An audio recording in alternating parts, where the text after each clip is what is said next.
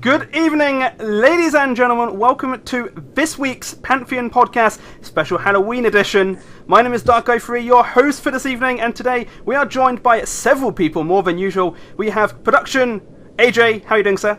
I am doing very fine, and it's an added bonus. I will be putting links in chat when we're discussing skins and a couple of other things as well, so you can view them at your pleasure. So we are running at a much higher production value this week, as you can tell. We are also joined by the lovely KingToad. How are you doing, sir? I'm alright. I'm fantastic. Itching to play Football Manager 2016. I mean Smite. Of all things, we're on a Smite podcast and you start talking about Football Manager. Yeah. We're also joined by Ozboz. How are you doing, sir? I'm doing well, yeah. Just recovered from the flu, so I'm back to normal now. And we are now introducing our guests this week. That's right, guests. There are two of them. We have the amazing, the well-known master of SPL casting. That is Hinduman. How are you doing, sir? Yeah, not too bad. I love the fact that we've just got my name at the top and not Cooper's. I'm happy with that. I'm gonna blame AJ for that. That is entirely his fault. Just me. I can add. Like, I'll do that. I'm on it. You're on it now. Please do. Cooper was not happy. And we are also joined by Hi-Rez Cooper. How are you doing, sir? I'm doing pretty good. So there we go. We have two guests this week, both working for Hi-Rez. We were only expecting Hinduman, and Cooper came along for the ride as well, which is always a good thing to have more guests. I always like having more guests. So let's quickly run over what we are talking about this week. We have a fair amount to go through. We do have our lovely guests here, so we're going to be talking to those, finding out what they do at Hi-Rez, and getting information on what it's like to work behind the scenes of Smite. We've also got patch notes. We have a fairly hefty patch note discussion this week as well. It's a big patch. We have our esports news. The SPL is now over, so we do have a lot to discuss and what's happening at the Super Regionals as well as the Oceanic Cup. And then we also have this week's discussion. This is a new topic we've got. This week we have God Discussion of Zeus. So we're going to be discussing him and how he is in his current state and what can possibly be changed, or if he will ever be changed. And then we have the upcoming in Smite and the community. We've got a few things coming up which we'll give you all the information of. And finally, we're going to have a Q&A with our lovely guests here. We posted on Reddit earlier this week, so we have a few questions for them. So we'll hopefully see how they go with those. So, Hinduman, what's it like being at Hi-Rez? What is it you exactly do, for those of you who don't know? It's generally busy, because what we end up doing is, obviously when we're on screen, we're always commentating, but then behind the scenes, you've got to prep for all the games you're going to commentate on, keep an eye on the roster changes, have storylines, because storylines are quite important about what the game means to each team and any potential bad blood between the teams, things like that, as well as like what the roster's going to be looking to do going forward for the most part. Then you've also got other stuff like internal emails about future competitions and helping organize them. Then you're sort of looking at making video content and checking up on your stats that they're all correct before you go into the games. And that's generally like Wednesday, Thursday we do all that, and then Thursday, Friday, Saturday, Sunday is SPL.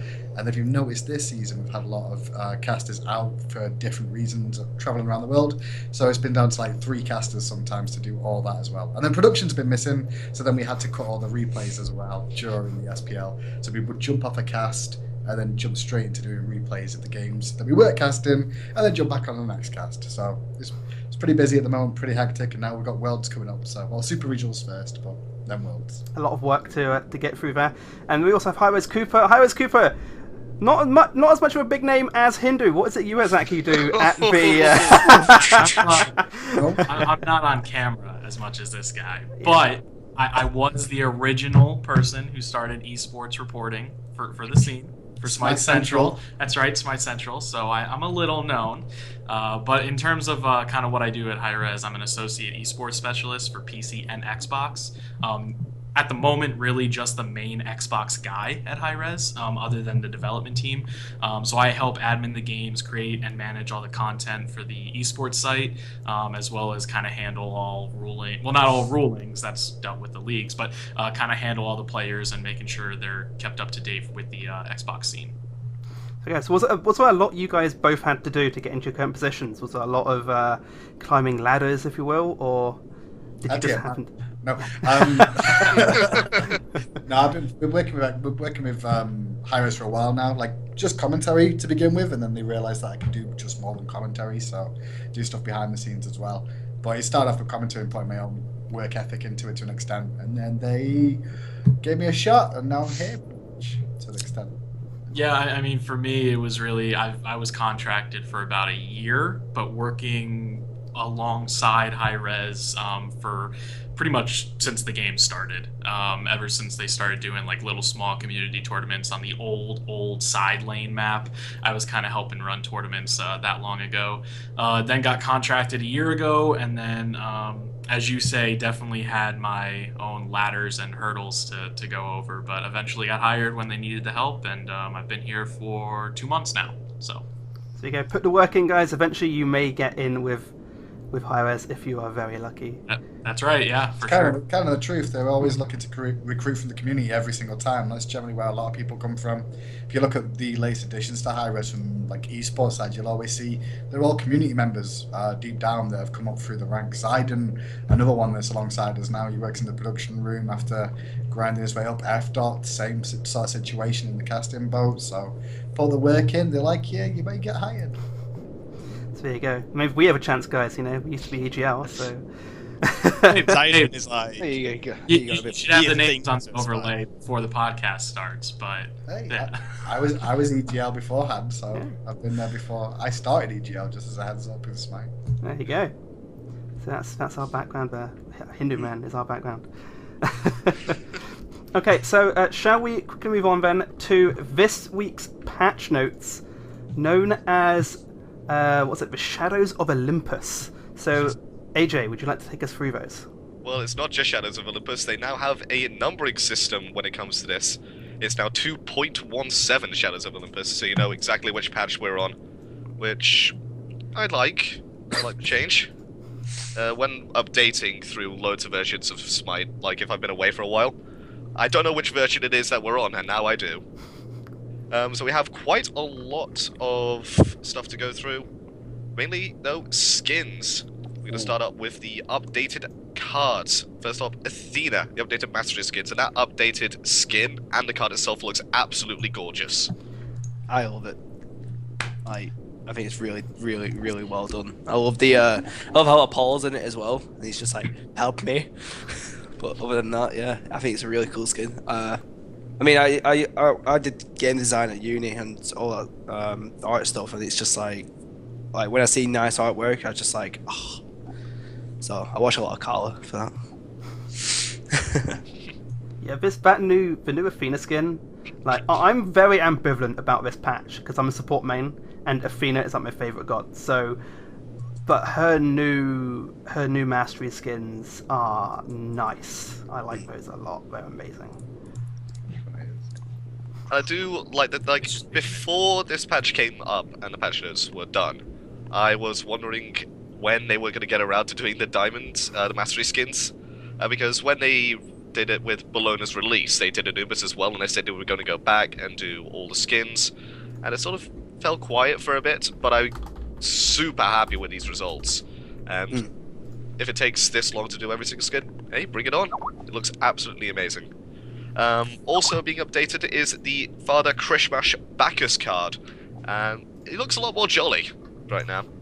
See a more pronounced belly, and that belly button. He is the jolly fat man now. Doesn't look drunk enough, that's the issue.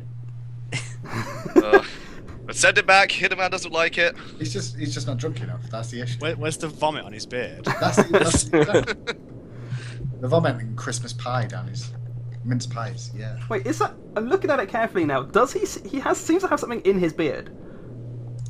By the looks of it. Actually, yeah, I know what you mean. Maybe. Yeah, it's like I it's like a gingerbread thing. Yeah, I love the belly though, like just popping through his shirt, just like, oh god. That is my life, man. Like, oh, it's always popping through. I can relate to this Bacchus so much. Oh, me too. I did it on the SPL this season too. Oh. We saw there were pictures of that going around on Twitter, weren't there? Nice. Also coming in this next patch will be the Smite World Championship Digital Loot Pack. If you are not up to speed with this, if you can't attend the event, the Smite World Championships in Atlanta, Georgia, at January 7th to January 10th, you can buy the in-game equivalent For 1,300 gems, you will get quite a lot of things, actually. A limited Smite World Championship 2016 Zeus, which is currently on the PTS and is as awesome as it sounds. Convention 2016 Anubis, although still Stargazer the best skin for him. Curse Agni 2016 Smite World Championship Board Skin, 2016 Smite World Championship Fireworks, and last but certainly not least, one Divine Treasure Chest roll, which for an additional rare skin, either a past convention skin or Esports Championship skin, will be gone. All for the low price of 1,300 gems. Buy yours today! Oh god. That's not really a bad price when you consider what you're getting for it. You're getting a load of skins. The Zeus one is amazing. The Zeus one looks so good. The new Anubis, the convention Anubis, looks pretty good too. But like the thing which gets me is that roll. I'm hoping that I can get the tier 2015 convention skin because that's the only one I haven't got convention-wise yet. Well, on the PTS, I actually rolled for it and I got the Kali one. I was like, damn it, I wanted the Artemis. If you had asked nicely, I could have given you a Kali code. Well, can I have the Kali one and then I can get the Artemis one, please? So who are you hoping to get then for these rolls? Or do you have all the skins already, Hinduman? Oh, you talking? No, I don't need any. I'm good. I first thing I did, got hired. I unlocked them all. That's what we all do. It's like, okay, how many gems do you want in your account? That's the first question they jump to ask. There's members in the office with like 2 million gems just sat there. They don't buy anything. They don't even play the game that much. But I like the new Zeus skin. I've not actually had that much chance to look through most of the patch note stuff just yet. So it's learning to me. Fireworks though, yay! More stuff to put on spectator mode and see people go, yay! Good times. Yeah.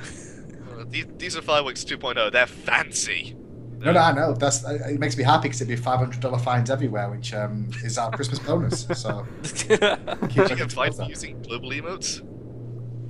Sorry? You actually get fined for using global emotes? No, but maybe I can speak to Coop and we can put it in just to get the Christmas Hi-Rez party to be a little bit, better. Maybe the Bahamas this year. Do we get fined? No, Or do we the players? fine the players for using the fireworks, and then we use that money for Christmas bonus.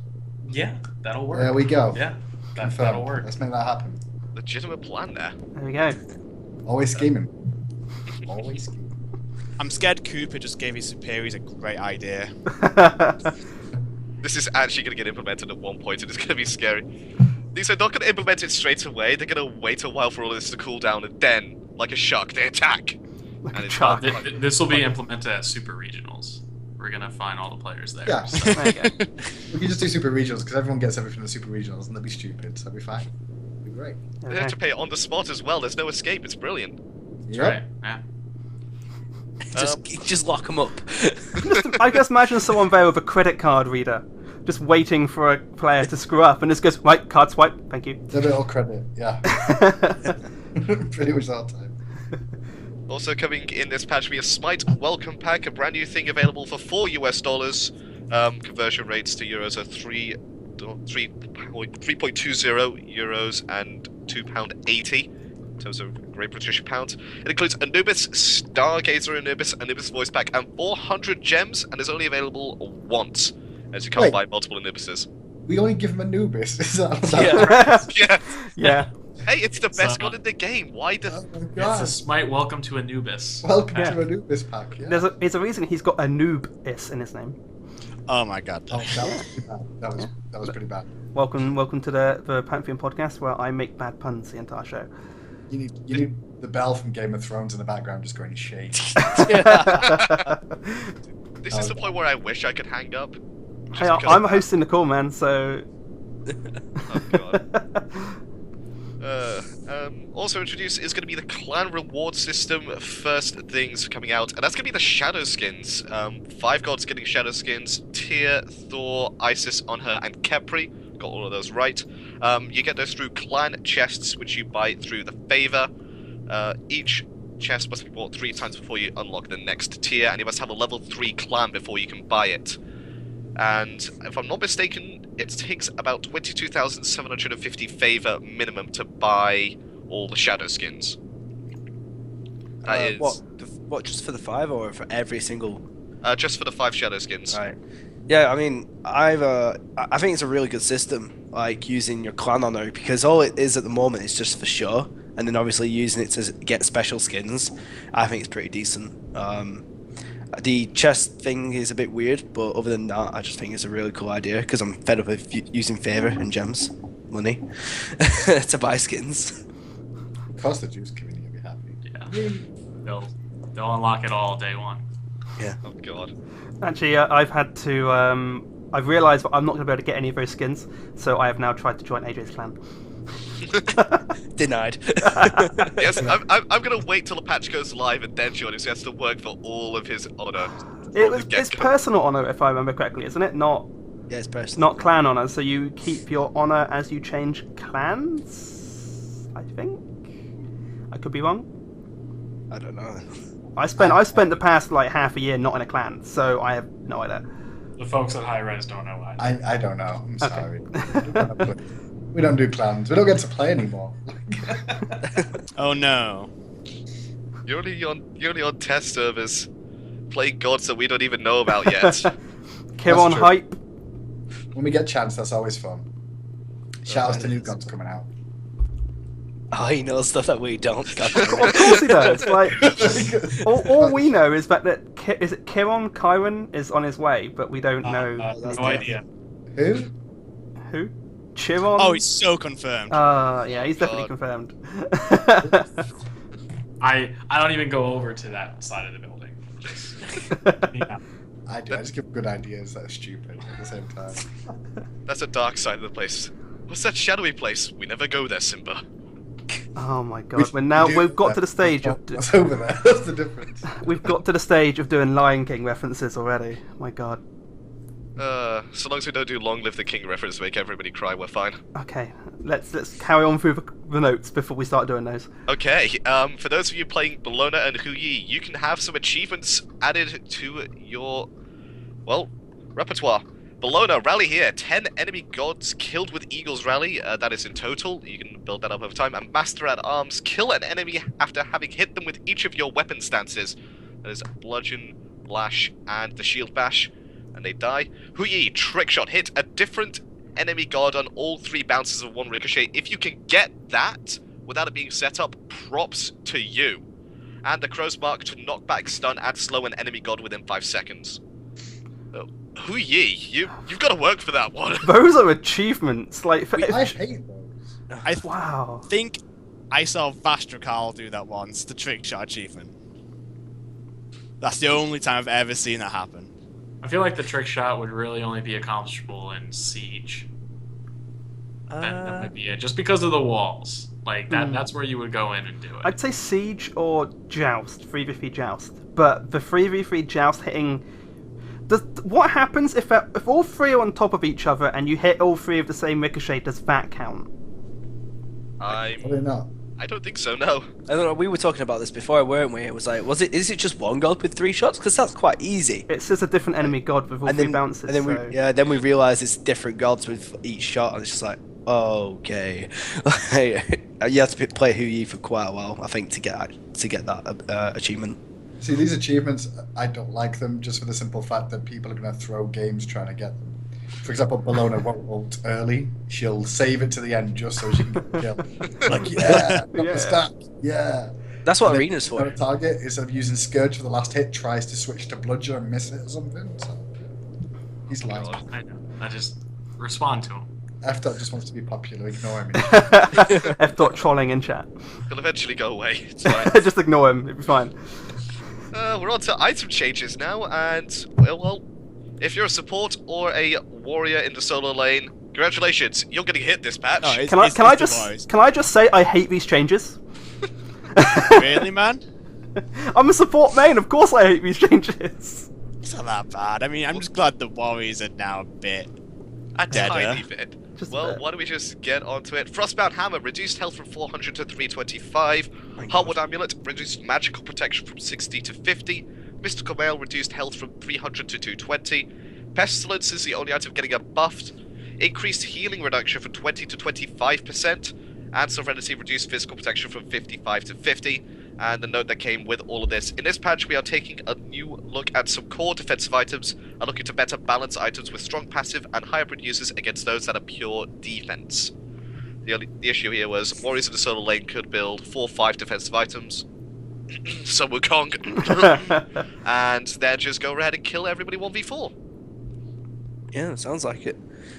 Is that the only item changes? Yeah. Those are the only 5 item changes, and the Pestilence is the only one getting the buff of a 5% healing reduction increase, which I do like, with Weakening Curse being nerfed a while back. People weren't really building Pestilences on top of that to try and sort of subsidize for that loss of anti-healing. With this new buff to it, I think a lot of people will start thinking about this item rather than just discarding it completely. Yeah, I mean, the only time I really saw or used Pestilence was if they had like 2 or more healers on the team. It's not enough if it's just 1, I think. Because you just get Weakening for that. Even though it has been like nerfed into the ground, I still think Weakening still does a half decent job of what it's supposed to do. So it's not bad of a buff. Half decent job. Half Yeah. decent. Okay. The two I'm excited for. The 2 item changes I'm excited for are the Frostbound Hammer and Mystical Mail health reductions. Frostbound Hammer is such a strong item, built on quite a few gods, especially Bellona, Osiris, and any other god really that could do auto attacks. You potentially could be building it, and the health reduction means it's going to be a bit more. Do I want this really, or do I want to go to a different defensive item altogether? And the Mystical Mail health being reduced means it's 2,850 gold for a lot less now. People are going to start itemizing away from it, possibly. Assuming you build both at the same time. You mentioned it in the patch notes to do with like the strong passives. Like all those items there, they've got really good passives, and you were getting a lot of defense in one way or another at the same time as a really good passive. So you weren't losing anything. So now we're starting to try and look at, if it's got a strong passive, maybe the stats in the end will drop a little bit. Now obviously, when we do balancing, we've always got to balance around everything in the meta, but there's always going to be a place to start to an extent. And if you say, for example, you don't hit the Warriors Guardians first with this, then you hit Hunters, then Warriors Guardians are going to reign supreme. You won't see any Hunters, you won't see any Mages. So then you have to start looking at the defense items first. Maybe Hunters come up a little bit in strength now once again, and then we'll look at toning them potentially. Maybe Mages, look at them potentially. It's always going to start somewhere, and I think that the hitter items with good passives, they should have weaker stat items based off them, but items that don't have strong passive items, so that's Cooper just dying today. Items that don't have as good passives will probably get stronger protections and health and things like that. Okay. There you go. Let's see. So that's going to be all the item changes there, only 5 this week, and then we're on to god changes, and a couple of gods that have been doing very well in terms of picks and bans and overall defining the meta are going to get hit with small nerfs. Athena, Defender of Olympus, increased cooldown from 90 seconds at all ranks to 110, going down to 90 as you increase it. Simply put, this skill was up too often in the early game, especially with cooldown reduction, and making it 110 seconds, I mean, you're going to have to really think about if you want to use it as a rotation tool or as a defensive measure, the last line of defense to help out your friend in solo lane, in the jungle, or if you're over on the other side of the map, to get back to the Gold Fury already. Yeah, I was going to wait for someone else then, but yeah, I realised that Athena, obviously, when she gets to that level 7 mark and she gets her ults online, and she can start doing rotations a lot quicker without worrying about her ADC, having that extra cooldown, she's going to have to think a bit more about when to rotate and look for any other kills in different lanes, and I think it's just a bit of a nerf that I think she might have needed. I don't think it's the most pressing issue in Athena. I mean, Dash Taunt and Blink Taunt is still one of the most ridiculously strong initiations in the game, but this is 20 extra seconds of where she's probably going to be a free kill after a team fight. I think Ares is going to come into a lot more against this now. I think sorry, carry on. No, go. I think Athena's one of the most mobile supports in the game. So I think lowering her increasing her ult cooldown, lowering the use of it, is possibly one of the better things to do to her. She's still the Confound is still a remarkably strong CC, but I think this is a very good tweak to put her into a slightly more balanced position, as she was, in terms of mobility, she was remarkably strong. She could get anywhere she needed to, whenever she needed to, really. It's 20 seconds. That's... Hey, well, but there's some clutch situations with Athena though. But then it's 20 seconds at rank 5, yeah? Then rank 10, 15 seconds. It's not a big of a thing as people make it out to be. She needs touching. She's the most picked and banned god in the SPL this split, which says a lot about her. Over the likes of Khepri, Khepri came through halfway through though, but still most picked, most banned overall if you combine the two. Out of any support over Sylvanas, Geb, Ymir, Ares, all the guardians. She's the most banned or picked guardian. So yeah, we're looking at touching the ones that are being picked the most, because it generally means there's something that he's looking at with them, as you'll probably see as we go down this list a bit further, probably. Yes, I was about to say, speaking of gods that have been picked banned a lot, Janus. Oh god. What about Bellona? Well, Bellona just got a bug fix. Like, you couldn't really talk about that. Unless you're a fan of Gary's mod and want T-posing gods in the game, well, sorry, but that's going to be out. Bellona's no longer T-posing with bludgeon. Moving on to Janus. Janus has been a mobile powerhouse with his ability to use low cooldown portals to his advantage. We love this playstyle, but felt there could be room for more counterplay options. By removing this ability to portal himself and other players who are stunned, crippled, or rooted, this should allow gods with these skills more opportunity to deal with damage. Threshold is also seeing an adjustment, mainly around the potent slow it provided late game. So, Janus and his allies can no longer enter portals while stunned, crippled, or rooted, and Threshold reduced the phase slow, 20 to 40% it is right now, down to 25% at all ranks. So at the very beginning, a slight buff, but a major downsize in the slow at max rank. And I actually tested this with Ozboz when we went into the PTS. You can still go through the portals on the floor if you're crippled, rooted, or stunned. Because it's not a portal that classes a banish. Yeah, that's what we were thinking. So we did give that a go, and it definitely worked out. So I think the interesting part of that, the wording, is can no longer enter portals while stunned, crippled, or rooted. But Crippled was already in effect. Crippled was already in effect, wasn't it? Yeah. Crippled was already in effect where you couldn't enter it while crippled. Anyway, that's why Ares was good against Giannis, for example, because you could cripple him to stop him going through portals. Poseidon.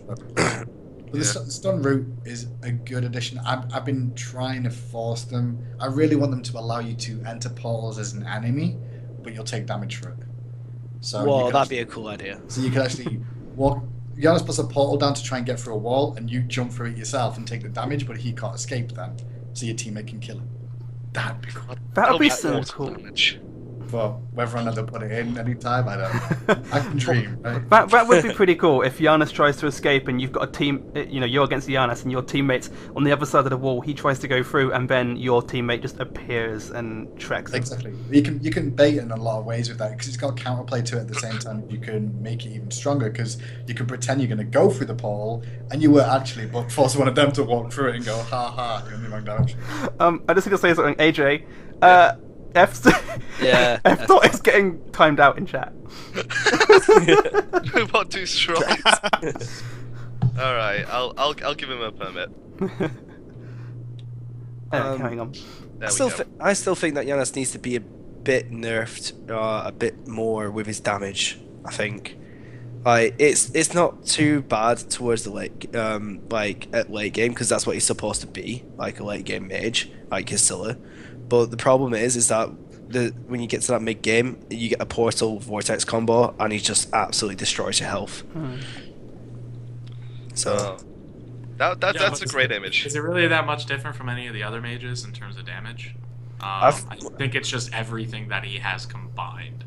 That's the real issue. Like, is that probably be accurate? It's more because, like, New War, for example, has more damage overall than a Giannis. Like, throughout the whole SPL, she does a hell of a lot more in terms of damage. I think it's combined with his mobility and how safe he is, as well as utility for teammates. The whole package is why people view Giannis as so strong. I think we may touch him again in the future. We'll see. It's just going to be. It's better to small change something than to drastically smash the face in the god and then never see it again. So like small changes like this to begin with, like Threshold, I can understand why the Bandits team chose to do that instead of just going straight for like my option of like let everybody go through Paul. I think the threshold change is pretty good. Alright, I can imagine going through Janus ults as the enemy team. Just Oh, God. you get dropshipped into their base by the enemy Janus. You can technically, right? The honest ults, and they're trying to like dropship, you're trying to chase him through his ults, and then you keep running through his portals to try and catch him, and you're killing yourself at the same time. There's potential that you could actually end up killing yourself by running through all these portals without thinking properly about what you were doing. So I like the idea in my head, but whether they do it, we'll find out. Janus pentakill with his ultimate. The dream is real. There you go. Possible. Oh my god. Alright, Khepri, he's getting yet another nerf. Poor Khepri. He's just been riding that nerf train all the way down to Avil. That's where he wants to be. That's what the design team wants him to be. And his mana cost on his Resi Dawn has been increased. Right now it goes from 50 to 70 with a 5 increase per rank. Now it's going to go from 50 to 90, a 10 increase per rank. So the very beginning, going to stay exactly the same. But in team fights, it's going to be leveling up Rising Dawn first, obviously. So level 9, it's going to be a 20 mana difference. It's going to be very careful on conserving his mana, making sure he wants to use that at the right time, rather than just spamming his abilities. Okay, everyone's waiting for someone else to go first Yeah. there, so... Hey, you're the host, you take it! Well, I may as well take it. So, I think Khepri's still one of those remarkably strong picks, isn't he? He had his ultimate nerf last patch, lowering it to 25 starting resurrection, so that was a good start, but he's still seeing a lot of picking, or banning. So it's increasing the mana costs on that is probably going to help, but it's 20 mana late game, and that's not really going to affect him that much at the end, I don't think. It stops him spamming it a little bit. I think that's the idea. Stop him spamming it just a little bit too much. Take into account that ability that he's got there. It's a protection buff to his teammates that get hit by it, including minions. He's also a damage reduction to anybody hit by it, as well as a damaging skill as well. So overall, it's a ridiculous... I mean, just look at minion waves, for example. If you fire it through a minion wave, your minions are all buffed. Their minions are all doing less damage and also taking damage. So just in that on its own, you can see how strong of an ability that one is. Then factor that into a team fight scenario where you hit your AD carry with it, and you also hit their AD carry with it, and the damage reduction and protection buff, it spirals out of control a little bit. So trying to just increase the mana cost a little bit and keep touching him. Don't forget, he's got probably one of the best ults in game. So he's going to keep needing touches, I think, before we see him disappear out of the meta completely. Just because his ultimate is just amazing. I think with a lot of the other MOBAs as well, I think if anyone said like LoL or Hearthstone, or not Hearthstone, Heroes of the Storm or anything like that was going to have an ultimate which could revive someone, they're sitting there going, wait, what? But in Smite, I think it works a bit better. It's one of the most powerful ultimates in the game, but it has its place, I think, in this. It's been done before. League of Legends has got called Zillion, a champion called Zillion, and he has the ability to revive as well, but it'll just revive them in place if they die.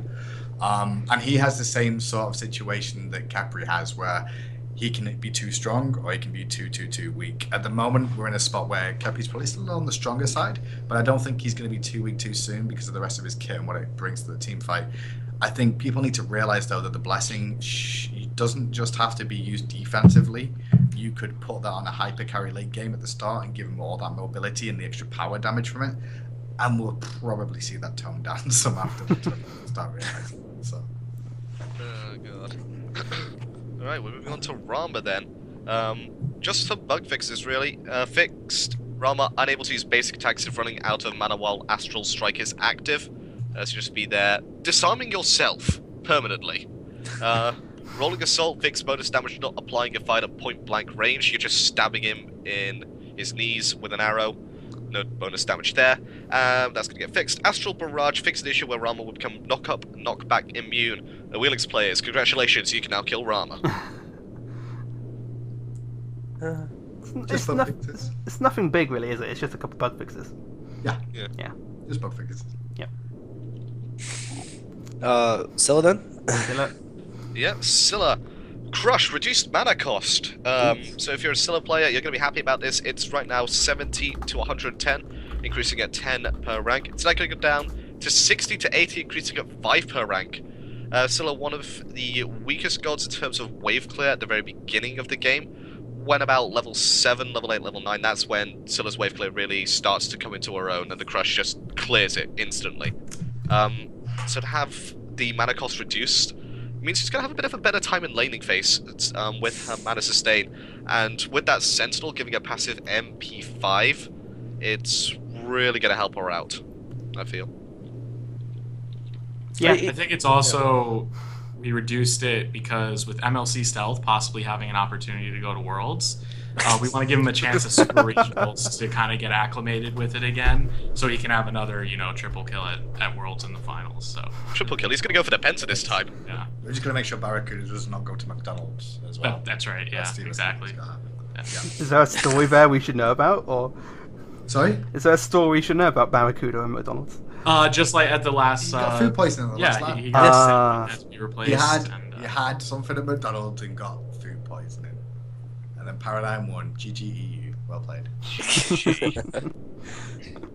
EU poisoning you to win the tournament. Sounds like an inside job. Second, so hey.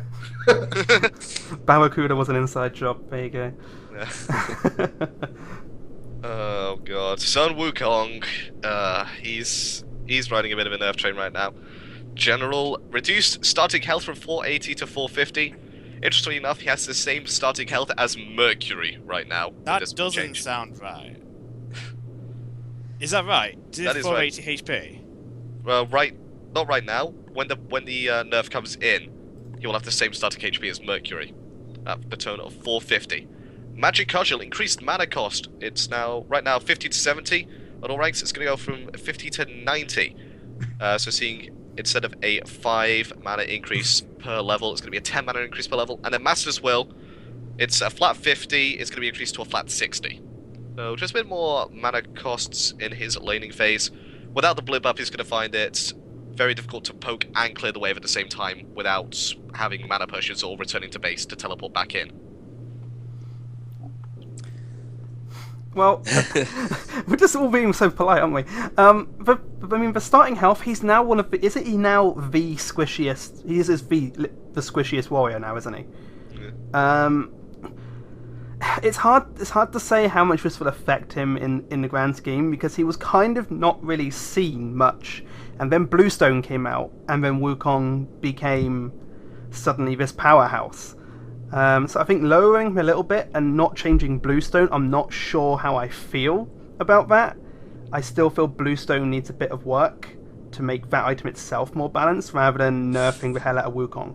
If this is right, if his HP is 450, which I'm a bit skeptical about, he's going to be so easy to kill, I think. I'm loading into the practice game now. I want to see what his HP is. His HP... Well, if you're on the regular version of Smite, right now it's 480. It's 562.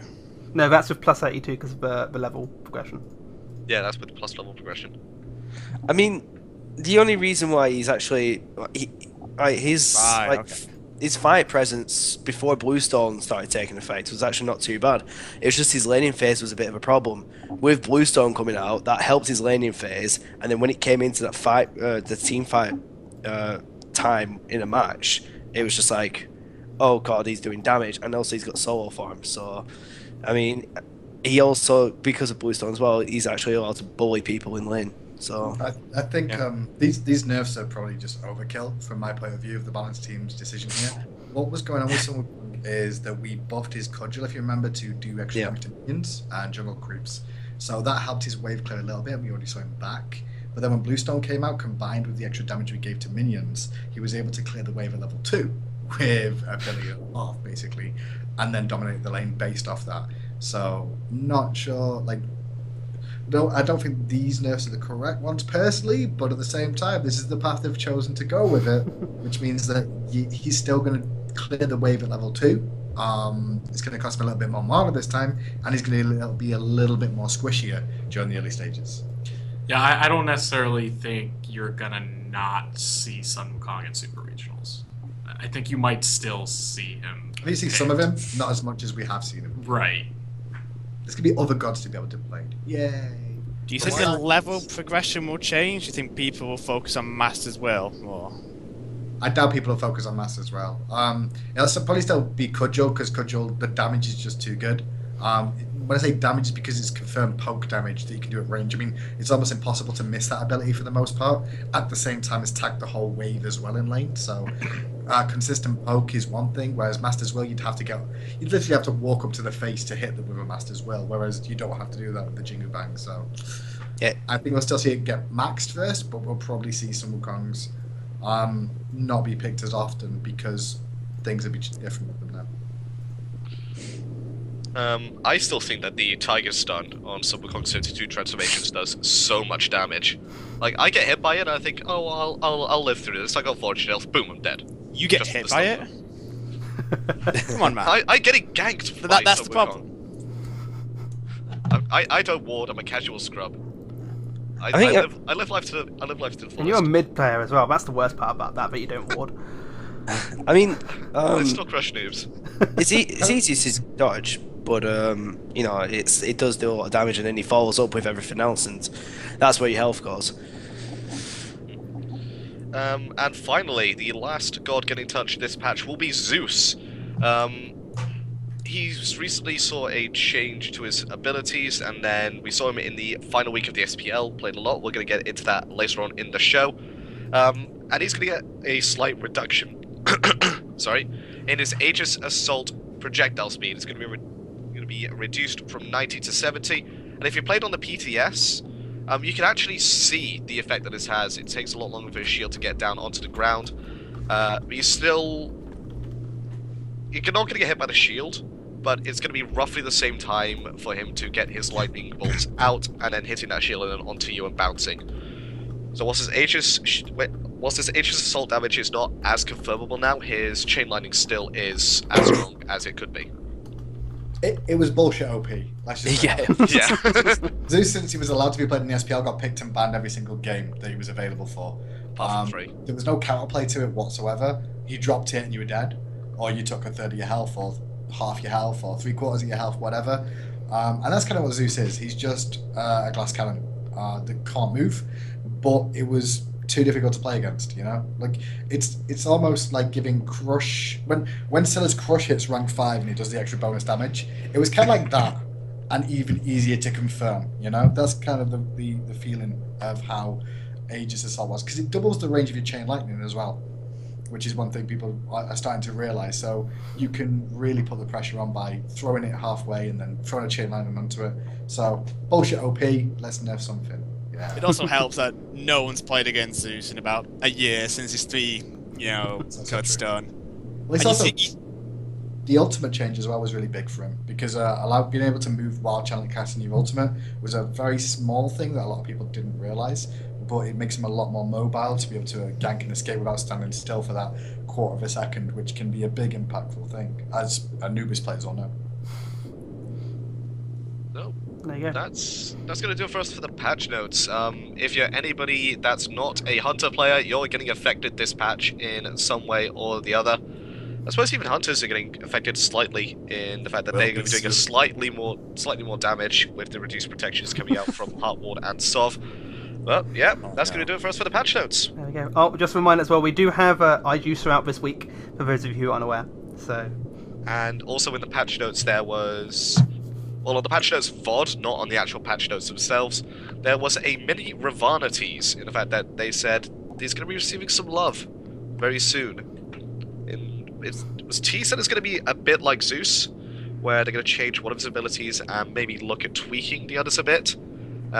This is something that... Moustache. That's what's going to happen. He's going to throw his moustache? Oh, that's going to be Throw his amazing. moustache and jump to it. That's what's going to be the change. Oh. his moustache needs to be a boomerang now. We need that. A Then he gets a moustache. Yeah, I guess. Then he gets a Captain Boomerang skin. Oh, Lord. Okay. Oh, no.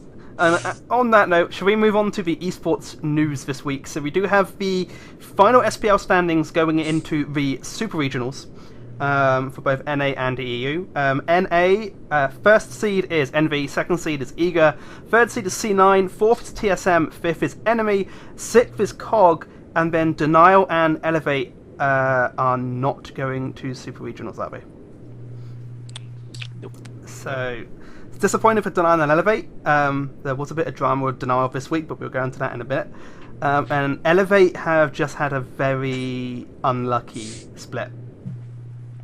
They have been they took a couple of games off the top sides, even if one of them was against Cloud9 when they were 4v5.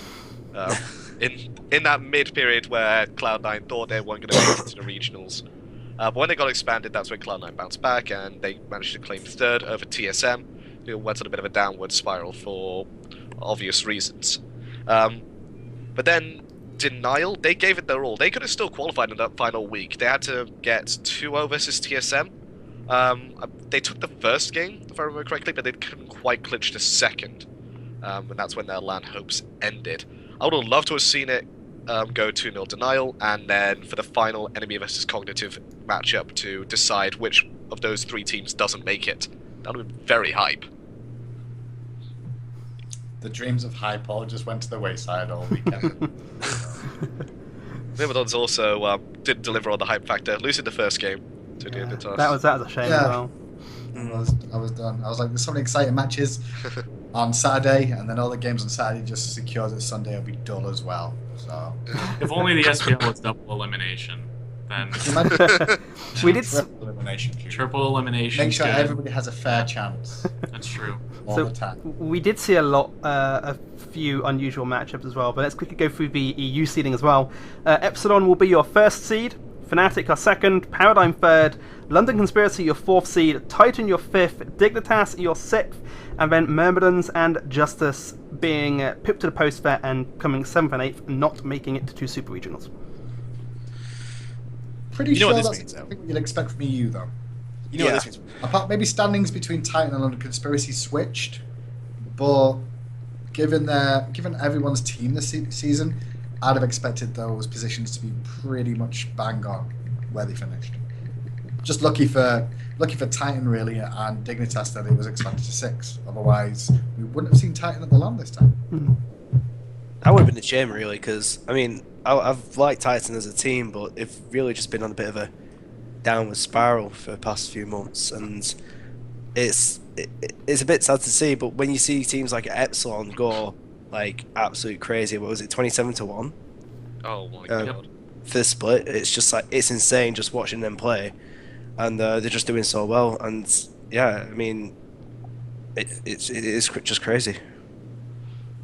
So the format of the Super Regionals is on the first day, NA are playing their 3rd, 4th, 5th and 6th seeds. 3rd versus 6th, 4th versus 5th. The next day EU will be doing the exact same.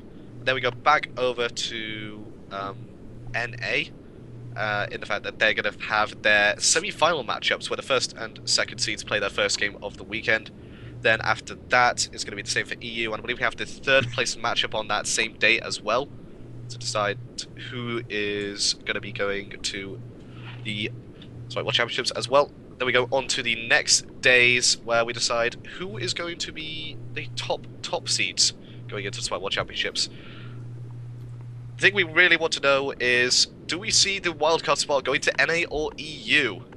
It's a very tough decision. For me, if Eager and Cloud9 were on separate sides of the brackets, I would give it to EU hands down.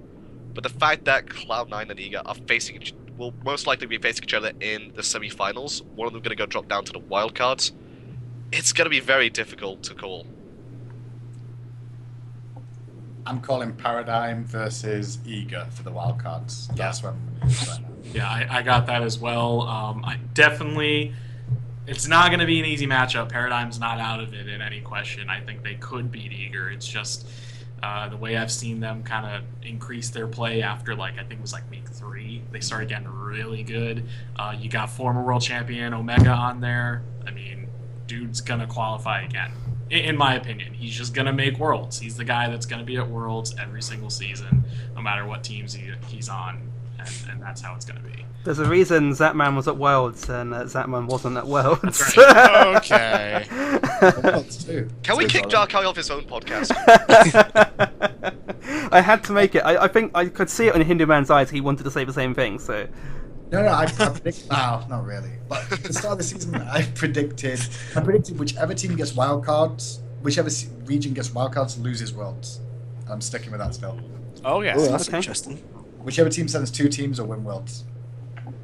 Fair enough. That's why I don't have to be sad when an NA wins a wild card. Why send a third, not as strongest team when you can send your 2 strongest? It's just going to embarrass your region. Why Really. send more than 1 team when you can just send Epsilon? Yeah. Go on, go So crush according them to like you've done stats. that. According to stats, statistics, yeah. I was actually working on making a video. I'm working on making a video to like recap the whole of the season for like most damage done in a single game, most pentakills, most double kills, you know, for each player. And Adapting's name is like 50+% of all the stats, where it's like most kill participation, Adapted. Most kills, Adapted. Most damage done in a single gun, Adapted. It's like okay. There was the race for 3 million damage, wasn't there, as well? There was. Yes.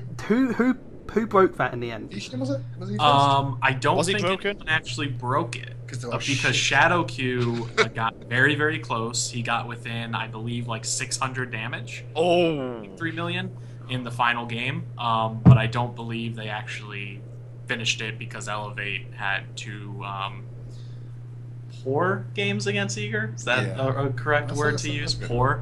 Poor games. Disappointing. So, Were they about Dis- 6, 6, disappointing, 7 that's a- away, do you reckon? disappointing. Shit. We're not PG-13, it's fine. I wasn't sure if it was or wasn't. I was like, you know what? I swore anyway. I might as well just keep going with it. Yeah, Yeah, keep I mean, going. Elevate had definitely some downs, but the last 2 games obviously were really disappointing. But they showed a lot of life in certain parts of the season, especially taking off a game of is it TSM that they took a game off of? Who took They it? took a game off Cloud9. Yeah, it took 2. Yeah, they took 2. took 2. Yeah, that's and one right. off So, Cloud9. So. yeah, they're definitely professional players, and probably any one of them separated could be on a professional team. But I do think the team's got some changes to make going into next season. So. Something to look out for, then. I mean, I think, like I said, the individual team members of Elevate, they're all pretty good. But there was just something lacking in a lot of their games. You say the same thing about Justice when you think about it. Yeah. Often the same sort of situation. And Myrmidons to add to that as well, really. Myrmidons, I was kind of rooting for Myrmidons in the last weekend. I think everyone was the rooting French. for at least one Underdog. game. Yeah. Faith in the French was a bad idea. Well, yeah, but there are a couple Brits on that team, so we don't have There's to. one. There's not a couple. There's one. Please note, he also was the best player in the last few weeks. Who failed? Obviously. Yeah, Fails did very well. Yeah. Yeah. I have He to be did- he did do careful. well. We have to be careful what we say. As he was our guest last week, so we may be listening in this week. Still a shitter. He's still relegated. So Yeah, no. I'll say it. We've got all the I'm banter shocked in the BM. Now I can be. True I can be BM. It's fine. I'm so happy Fails not going to LAN. Why? Sorry, Fails. You Oh, don't like whoa. him, do you? You really don't like him. I love Fails, and that's why I hoped he didn't go. Oh god. And then we've got Us Regionals next. Yeah. yeah. Let's see regionals. They actually start tomorrow. Yeah, they do. Tonight. Tonight, actually. Tonight, actually. Well, tonight Okay. for No. for It's NA. tonight for us, but It's tomorrow tonight for them. for us, but us Yeah. are the Europeans ones is, that matter. Europeans is tomorrow, and Australians is today, tomorrow, and yesterday. No. Yeah. No, It's- well, Australia's it's tomorrow in Australia right now. Which is Yeah. Today. for us, which So is 11 o'clock. So tomorrow alright. for them as well in Europe. So yeah, 11 o'clock tonight Eastern time, Which is- America time. America time. That's I'm right. America. It's when the Australian championships kick off. But it will be 2 p.m. in the afternoon for Australia tomorrow tonight. So But yesterday you said tomorrow. So Time just zones. do Time it. zones. Time zones are hard, man. there we go. But for any EU guys who don't like sleep, they start at 3 a.m. tonight Yeah, for the good. EU. Waking which up is- then. Well, for UK, it's 4 a.m. Yeah, like who needs sleep? No one needs Thank sleep. you. See, I'm I know practically what nocturnal time zones already. me, I have to. It's bad. So the teams competing, Avant-Garde being captained by Captain Coach, our guest from the first week of this Pantheon podcast. They're going to take on Integral Nation in the first versus 4th seed. Then Direwolves versus SYF Gaming in the 2nd versus 3rd. Those matches will be taking place on the 30th, and then the following day on the 31st, that's when the final takes place. There's also something else going on the 31st, which we'll get into a bit later when we go on what's going on in the community. Well, the Australian thing, which is really cool, is the fact that this is going to be the very first team qualifying for World Championships as well, which no other team in the world has qualified yet. This will be the very first team that will qualify. And Avant-Garde are undefeated so far this season. They've not lost a single game in Australia.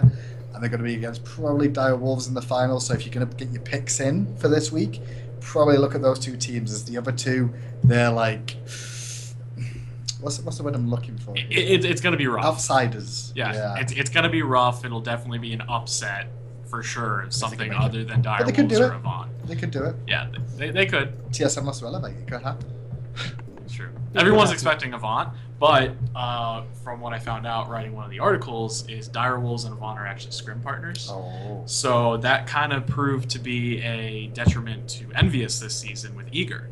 Right? That's true. They're scrim partners. Yeah. I knew I had that right. So, I mean, who knows? Dire Wolves, second seed, could take out Avant very well just by knowing their play and their strategy.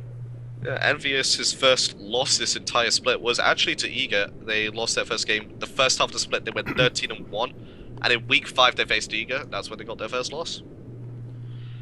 So shall we move on to the discussion for the SPL then? Yeah, as well. So at this point, there's a discussion going on about Denial possibly moving to Xbox. There was some drama going on with XGN, wasn't there? Who were 15th seed MLG New Orleans, and then after working pretty hard, they managed to get up to 8th. And then there was some drama about XGN basically selling them some things and they're not wanting to be there. And then Denial kind of moved in, and then after some drama kicked off, it looks like the move has been cancelled, but I don't think there's much more information about that yet, is there?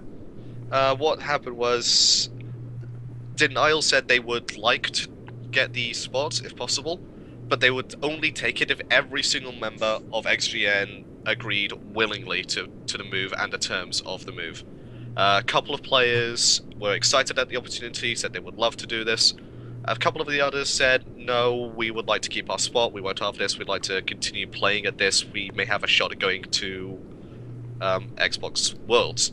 And so that was kind of the deal breaker for Denial. They said, okay, that's fair enough, you can keep your spot, we'll go to the open bracket for the Xbox Smite World Championships. And then the start of Season 3, they're going to be moving back to PC to try and compete again, to try and get to the Smite World Championships of Season 3.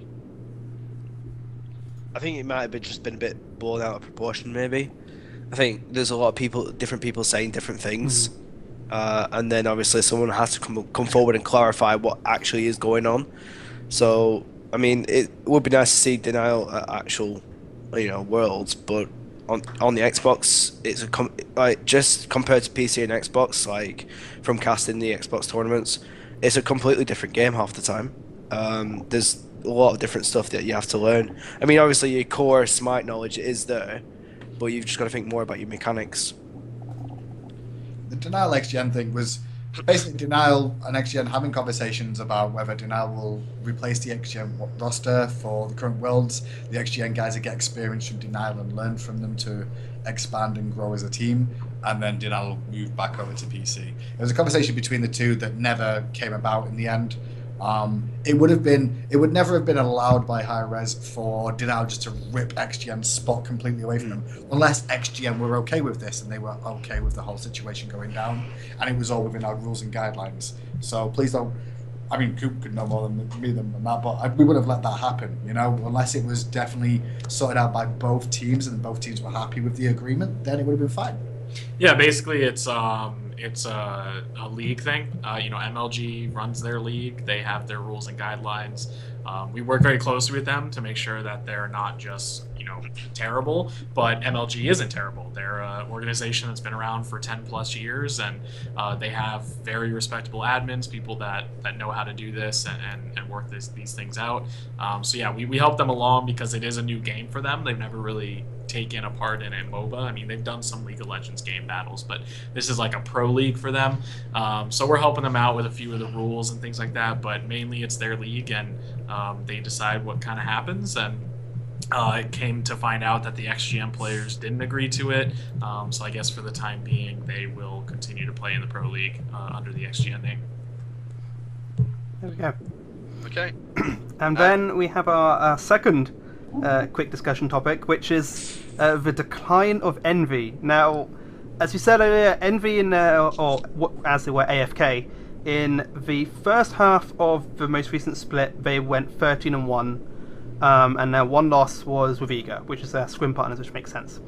And then the second half of this split, they've had 7 wins and 7 losses. But in the last 6 of those matches, they only had 1 win. And then for those of us who actually saw the final matches between Envious and C9, the first match was back and forth for a bit, and then C9 won it. And then the second match was just a dominating performance by C9. And the big question here is, what's happened to Envy more recently to cause them to decline slightly? I think we might have crashed. Are you still here? No, you're still here. No, yeah. Well, if you want to try and find out if a red pot Khepri jungle invade works, when are you going to try it out? Oh, they have indeed crashed. Bear with us one moment. We're gonna get Hinduman and the others back on in a second. I think they're just gonna have to restart Skype, but although it's nice to have a bit of quiet now, isn't it? They can see his lovely picture. Is this what you sound like? There we go. So we're just gonna bear with us a few minutes when we get Hindu back. So while we're trying to get Hindu back at the moment, shall we quickly discuss what we think's happened with Envy? All right. I don't know. You can't really. I don't think you can put a finger on it. Really, it's just.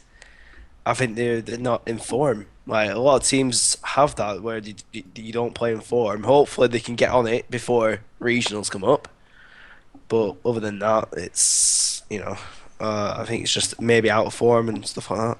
I couldn't really say, to be honest. I think in my eyes, I think they got a little bit complacent with their position, quite possibly. So they were like, okay, we're one of the best teams in. Pardon me, we're one of the best teams, if not the best team in NA. No one's going to beat us. And then, because of that, the other teams improved. They pulled their britches up, whatever, and then managed to show them that they're not as weak as they thought they were. What if it's some insane meta strat to not give anything away whatsoever?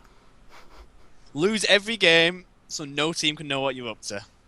Am I right? Well, I don't know about that because I mean, how far were Eager off Envy in terms of matches? They weren't that far in the end. They were actually pretty close. That's what I think. I remember that they were pretty close. Was he not 23? I can't fully remember. But I wouldn't really risk your first seed placing just to possibly give yourself an advantage. It would have been insane and probably illegal as well, but it is nice to think. I don't know, it wouldn't technically be throwing a match, you just won't be playing as well. Alright, so we just got word from Hinduman, his net just died, so they're just trying to get that back up as soon as possible. So for now, you're just going to hear our voices rather than see us as well. If you can't see, Ozboz is now giving you all the middle finger. How dare you, Ozboz? He's doing stuff in the background as well. Now he is, for some reason, rubbing his stomach and his nipples. I'm not sure why. That's a bit of a weird one. Oh, God. Oh, no! That's an image you can't unsee. So we've got some weird stuff happening in the background at the moment. We're just trying to get Hinduman back. But in the meantime, we're going to carry on quickly discussing a couple things. I don't think we have anything planned for just in case things go wrong, though, do we? No, this is the first. We expect it to go swimmingly. Yeah. This is what happens when you didn't have a backup plan. Well, it's the awkward thing, we planned so much for this show as well, and now we put all that planning Proxy's in. in chat. Proxy's in chat. Special guest Proxy, anyone? I'm not bringing Proxy on the show. He didn't ask. He didn't come. He didn't, accept any invites. Oh. Have you even asked Proxy yet? I haven't actually. I haven't asked Proxy yet. Well, there you go. Yeah. So okay, while we're trying to get Hindu back at the moment, should we quickly should we go back a little bit slightly? Ravana is getting changed at some point in the future. do we have any idea or any feelings about what we think that would be the best thing for Raven to change? And I'm going to say his ultimate. Yeah. His ultimate's more than likely going to become a skill of his, and he's going to get a brand new ultimate which is going to augment his defensive and auto-attack based capabilities. Because right now you have to build him full glass cannon, and even then, you're just going to die, and you're not really going to be able to get a kill either unless you get Frostbound Keens as your first 2 items and then snowball the hell out of the game. It's very difficult to play him right now. You have to really understand the character in order to play him even decently. If you don't know what you're doing with him, you're just gonna die, because you have to build damage. There's no two ways about it. With gods like Kali, whose abilities are so lackluster, you can just build Keens and then that's your damage sorted. Gods like Bellona, who can just build Frostbound and a couple of auto-attack based items that then go to defense. Those are the sorts of gods, and that's where they want Raven to be, in my opinion. Oh, we may have a Hinduman joining the call here. I'm semi-back, but not back, if that makes sense. Can you hear me okay? Yeah, we can hear. 1 second. Okay, so... Yeah. Are you on your phone? Okay, I'm on my phone, yes. That's dedication to a cause right there. We're having work done in the office, so I'm like, right, fine, I'll be on my phone. Does that mean we've lost Cooper for the time being? Lost the dream for now. Okay, that's a shame. So what we were discussing before Hindu sadly had the internet issues was the decline of Envy, and we were thinking that it's possibly because they didn't want to give any strats away. No, dude, that's a joke. That was a joke, please. It could have been they didn't want to give any strats away, or it could just. It's okay. The only thing about Envy, just to be clear, is that basically the first half of the season they'd had such a good run up till then, but then the meta changed and everybody started to adapt their playstyle. So they had to adjust their playstyle, which is one thing you've got to realise, is that they had specific strategies to try and feed Cyclone Spin, so they camped solo lane a lot. Then they tried to switch it up to maybe putting Weaken back on more aggressive gods in the jungle again, which we've seen transition. And they're just having difficulty finding their feet, I feel, at the moment, is their biggest issue. Because they're currently bouncing around in terms of what their best composition is. Are they going to be focusing on trying to get Cyclone Spin big, or is it going to be teamwork? Because it's been a mixture of both throughout the season, but it's always been one or the other, if you've noticed. And now teams are starting to work that out and they're trying to deal with it. And it's working out for the North American teams that are good up against them. Yeah, if that made sense. Yeah. I feel like Envy, if they don't get their act together, have been incredibly lucky in the fact that they are on the same side of the bracket as TSM and Enemy. If Eager or Cloud9 were finishing 4th rather than TSM, I would have a strong feeling that Envy would have dropped down into the wildcards and maybe even not qualified for Worlds, and that would have been a scary thought. So they definitely need to work on trying to find out what it is they want their comps to be centered around. Do they want Cyclone Spin to be the carry still? Do they want Weaken to just roam the map and just put Odin cages down and not do damage? Do they want... Okay. I had to. So. I was wondering if the 667 stuff would be coming up this episode. Hey, to be fair, he said later his job was to go around ulting people, not to do damage. Like, his main job was to cage people.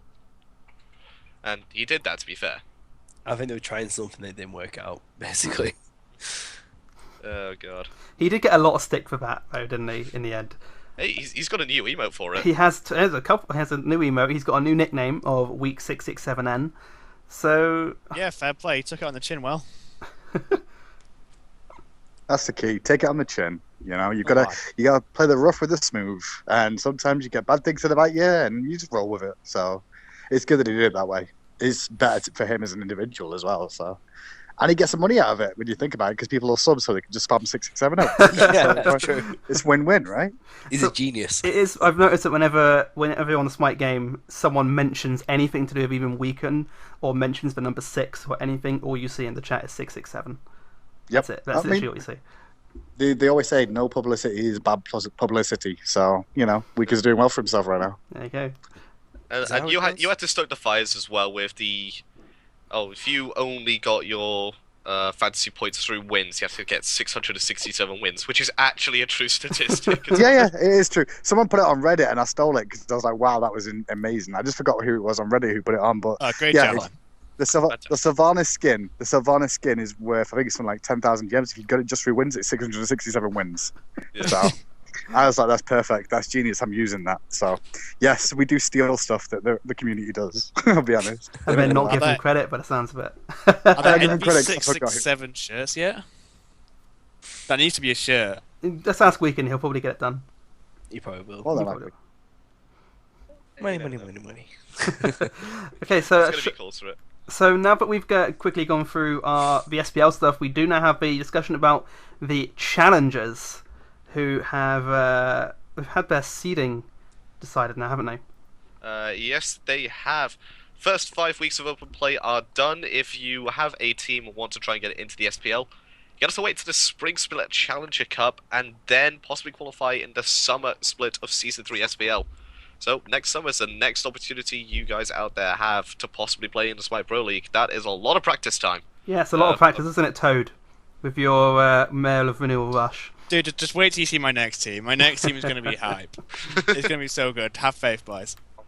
So before we get into some of the discussion, a bit of news to be done. Team Instinct, the former Night's Watch squad with Wolf of Elo Street, Game Hunter, Ninja Bobat, is it Carino as well? Yeah. They've been picked up by Torpedo, a new esports organization. So congratulations to them. Obviously, gonna get a new sponsor, brand new Who's shared that toys to play mid-laner? with. What was that? What was that? Mid-laner? Who's their Oh, mid no, Hindu. Who's their mid Yeah, laner? who's the mid-laner for that team? I know the rest of them. I just know who the mid-laner was. Who is the mid laner for Torpedo? Carino. Ooh, Is the it- Twitter. It is Carino, isn't it, I think? Yeah, it's Carino. Yeah, okay, that makes sense now. There you go. So that's 3 Well, that was- sponsored teams in EU Challenger Cup now. That's insane. Yay. Yeah. Get in, have it. There you go. See proof that the EU teams are the better ones. Yeah, and as we get into it, I think that the depth and strength of the EU Challenge Cup teams is a lot stronger than that of the NA teams.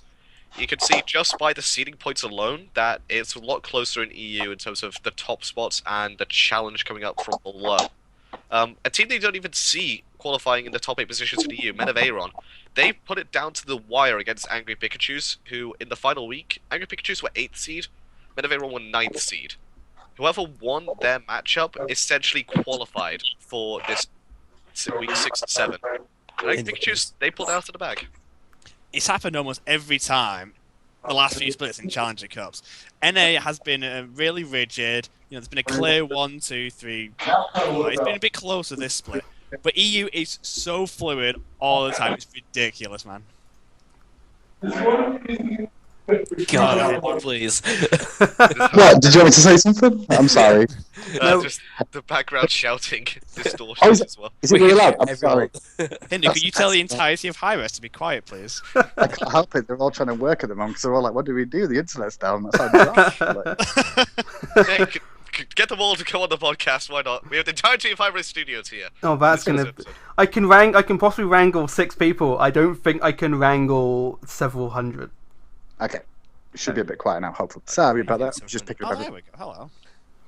Alright, so the main bit of discussion we do have is, what do we think of the quality of the Challenger teams? Do they stand a chance of qualifying for the Season 3 Summer Smite Pro League, sorry. It's difficult. If we're going to look at any of the teams coming up, it's going to be EU, in my opinion, to see more of them challenge for the SPL spots. Risky Behavior in NA, they looked very strong. I watched a couple of the weeks over there, and they looked very dominant. They finished in first position 3 of the 5 weeks. Yeah, just looking at the points, I'm guessing that the brackets there are points. They're pretty much 100 and odd ahead of second place, while in EU it's only a 25-point difference. So, I mean, I think EU is a bit closer than NA. So I'd expect a few more EU teams to do a lot, like push for the next season. but risky behaviour seems to be the one that just might sneak it in for the NA scene.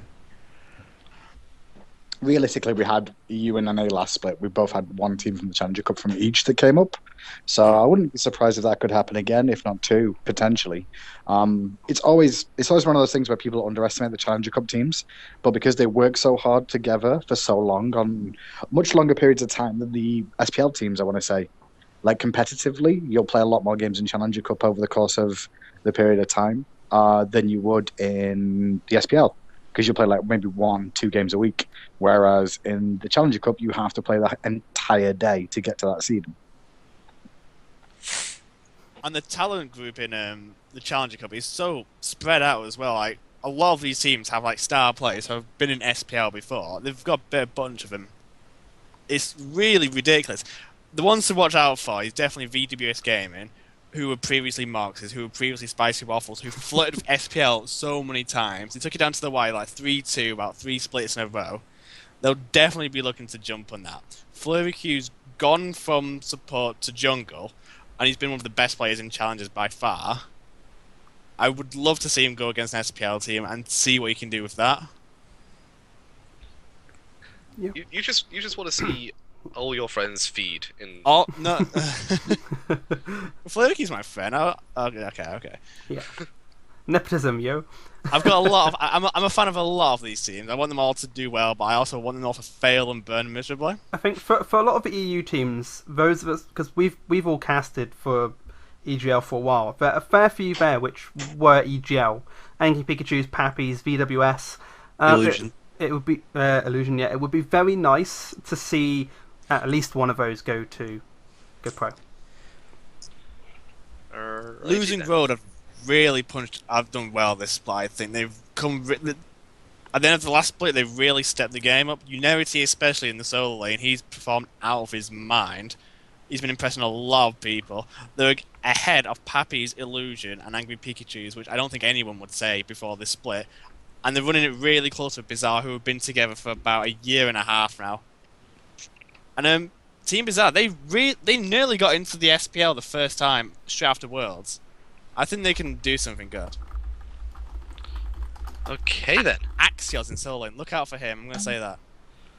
Okay then. Why don't we just move things along? Once we go into the god discussion, this is a new segment in this Pantheon podcast where we talk about a god, as we've lost Hinduman again, unfortunately. Oh, there's Pike. Oh no, there he is. He's actually getting his webcam up. There we go. Okay. It's gonna be Do what I fun. can. Oh. There it is. Yay! Everything works now. There we go. Things are fixed. Yay. Made it. Alright, so now moving into the god discussion. This week it's going to be Zeus, who other than the not the Allfather, the father of the gods, Zeus himself. It's going to be. He was recently allowed back in the SPL for this final week, and we have the Zeus table for you. He was banned 7 times, picked 6 times, and in those picks, he was won 33% of his games. He was unused 3 times. That's going to be the second game from the Elevate set, and the 2 games in the Cloud Map set where he wasn't picked. So EU picking and banning him every single game, and it's not tough to see why. His wave player straight away is ridiculously strong at level. Throw your shield, couple basic attacks, boom, the wave's gone. Yeah, I mean, he is getting slightly nerfed with his shield in the next patch next week. But at the moment, he's very difficult to dodge that shield, isn't it? So you're going to get hit by it. I'm surprised, honestly, to see that it was only 33% win-loss. I was expecting a little bit more, but we didn't see as much of a dominating performance, really, did we? I think the biggest issue was the compositions that were built around him weren't as strong as they should have been. They thought him alone would be enough. He's a lot like, for me, I always view him as a Moose and Cobb. If he gets caught, he has to fight to live, which is the same as AMC. A lot of damage, a lot of team fight, early game aggression can come out from him as well. But he requires a team in the later stages, otherwise they'll just dive the backline time and time again and pick him off, and that's why his win ratio wasn't as high as we could have potentially seen. Alright, so when you're playing Zeus in... Well, we're going to go with the mid lane because that's where he's going to be most often picked up. Even we did see him in the solo lane a couple times for protest from Titan. We're going to ignore that though. So, we're playing him in the mid lane. what sort of items do we want to start building into, and who do we really want to be picking Zeus into and don't want to be picking him into? I honestly think going into a Chronos Pendant second item after you finish your boots, you can go either Shoes and a Magi or Shoes of Focus, that's completely up to you. I think getting that Chronos Pendant online as quickly as possible, though, really augments his damage. Because quite a lot of the time, you're getting your 3 charges applied onto them quickly, detonating, and because they're slow from your Chain Lightning, you're going to be getting 3 charges on them again, and then they're getting away, and that's when you want your detonate to be back up again.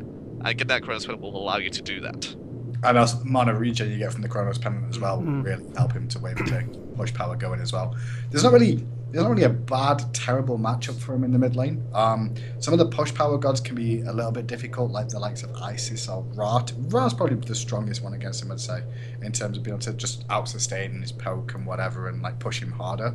But like the likes of Isis, she's quite squishy, so even though she's got the push power, if you can get your Aegis shield off at the right position and get a good chain lightning bounce, you can really put her on the back foot for the most part. So he doesn't have terrible matchups in the mid lane, but he's got to be very careful. That's what I noticed about Zeus as well, was that he can, in the mid lane, he can really bully and just out-poke the enemy mid laner, and it was quite difficult to deal with him. And then, like, obviously Ra being able to sustain through it, that's not too bad. But I mean, his wave clear is not too bad either, especially with that Aegis shield, like where it went with his chain lightning, and I think that with the poke just made him quite strong. But the reason why he's only got 33% is like what Hindu said, was that there's no team comp around him. You've got to be able to protect him because he's got no mobility. It's as simple as that. Yeah, with Zeus, if he's jumped on, like you said, with most gods that don't have an escape, he's gonna have to fight like hard. And if he can't quite get a slow off or anything, he's gonna have issues. The Aegis shield does help him with applying his chain lightning and with his wave clear a little bit, but he's still pretty risky. He's not as safe as other gods, say like Poseidon, Alquang, Ra. I say he's a little less safe than those gods, but he can pretty much sustain pretty well, and his team fight around the mid harpies is probably one of the strongest, if not the strongest, for burst potential in a team fight, just because you always end up getting cluttered around those mid harpies, as well as you can bounce it to the mid harpies as well, you chain lightning, so you can create a big zone. It's a lot like a Poseidon and an Kukulkan for mid harpy control for the most part. When he said Alquang, man. Still calling Kukulkan Alquang. Still do it, man. Yeah. That's when you know you're a beta player. Yeah, man. Beta boys. Alright, so I believe with time pressing on, I believe that's going to have to do us for the God discussion. Yep.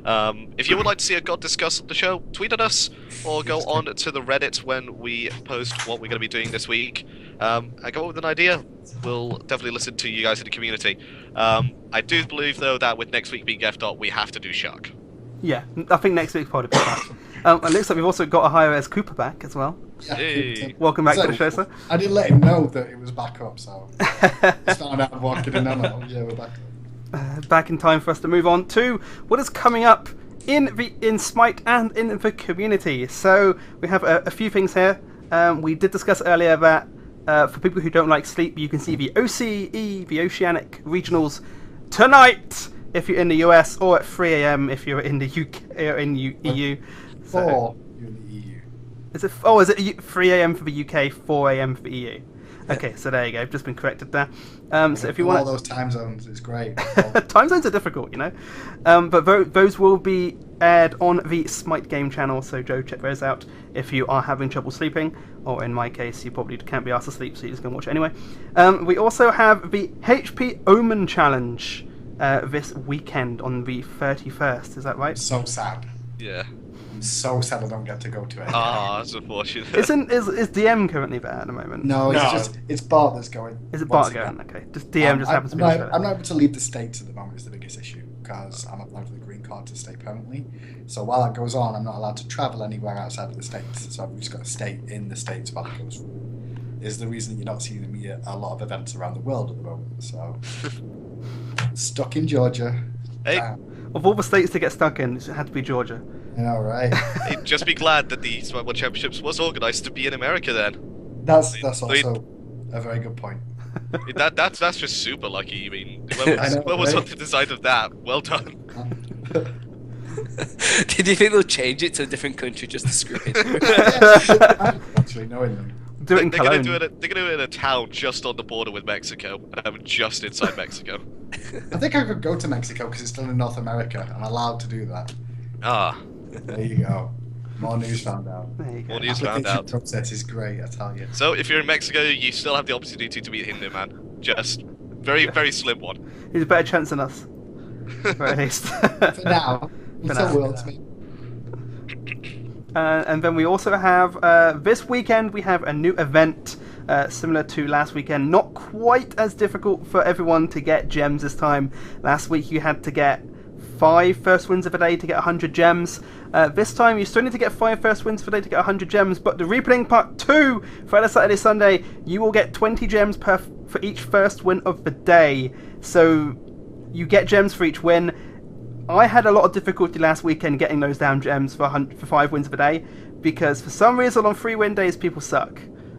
I'm not sure what it is. It's the free gems. Because everyone logs on, that's why. Yeah, so you see a lot of people on who you don't see very Everybody often. plays.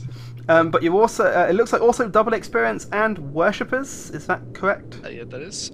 Yep. And for every three first wins of the day, you will get a free chest roll as well, which makes me very annoyed. I'm not available for 2 of those days, so that's great.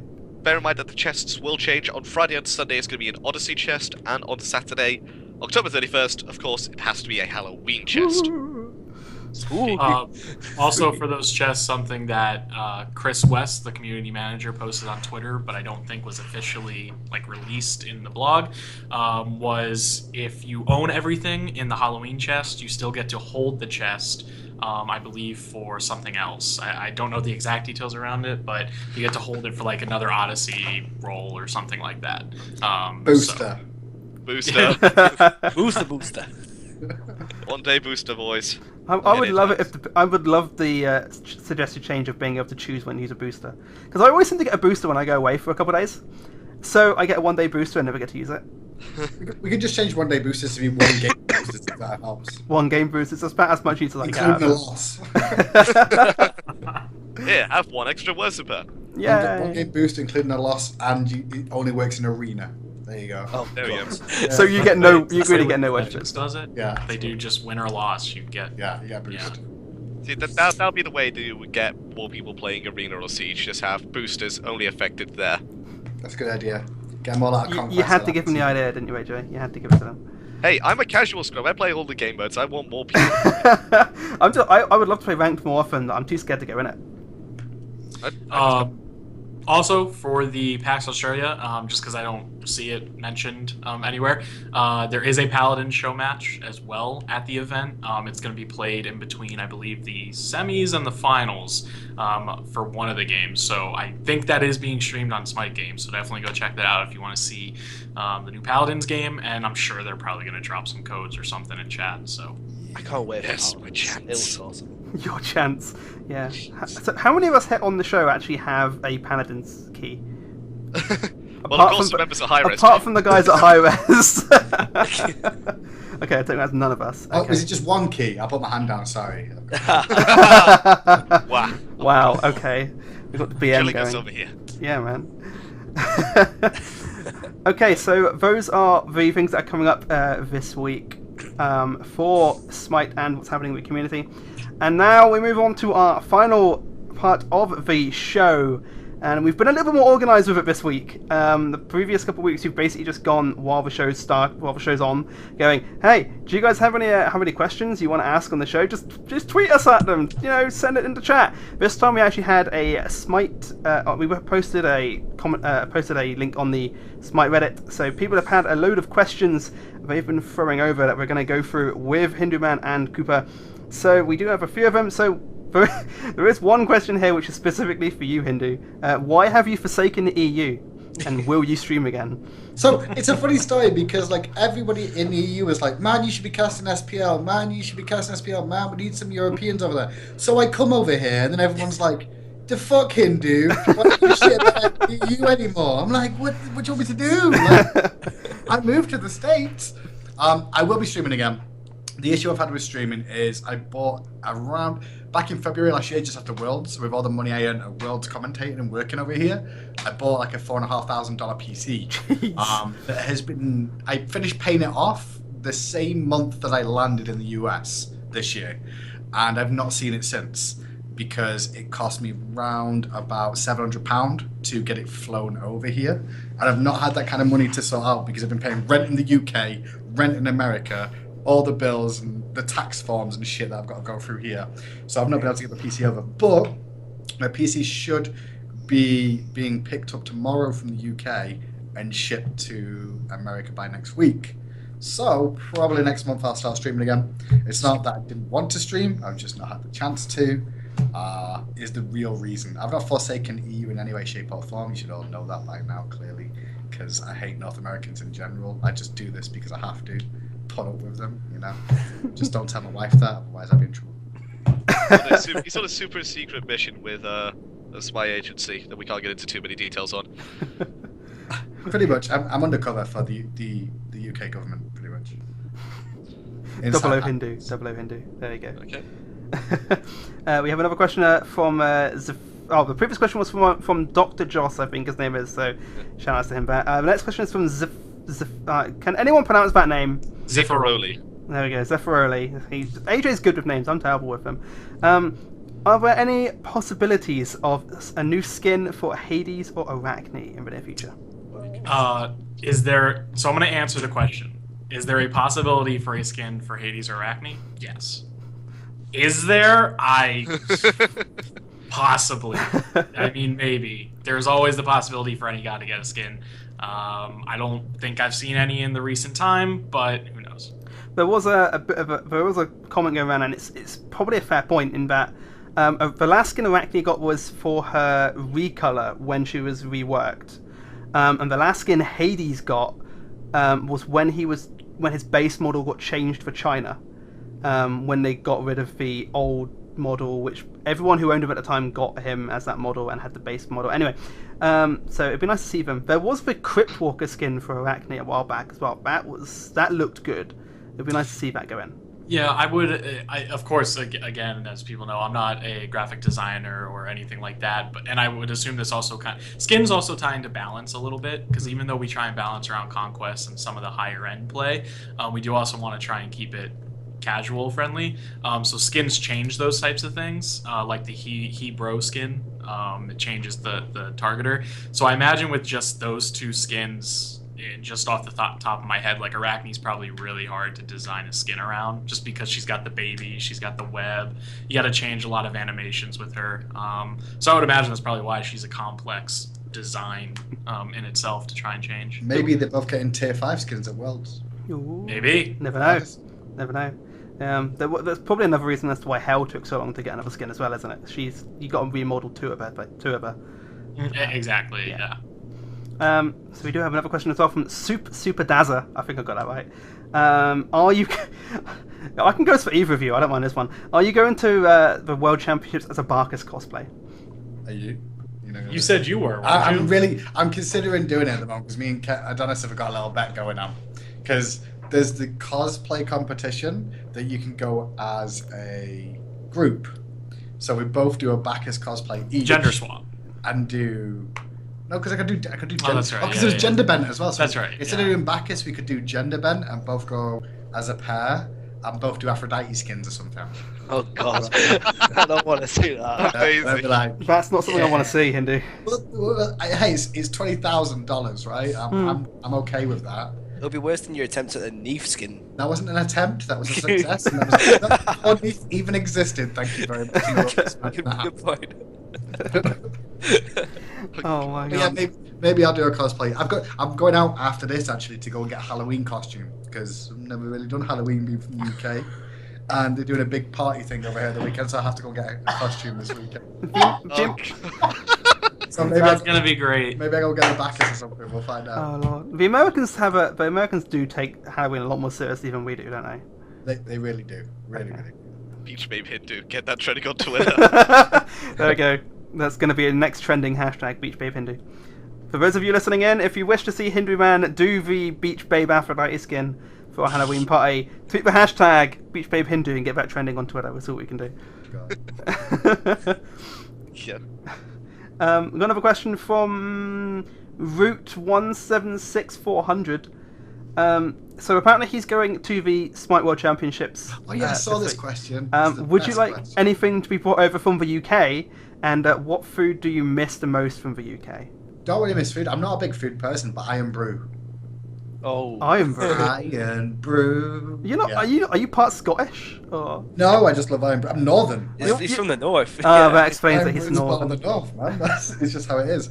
Although there is a store that sells it in America that I found, which is good. There's a UK store here that sells Iron Brew.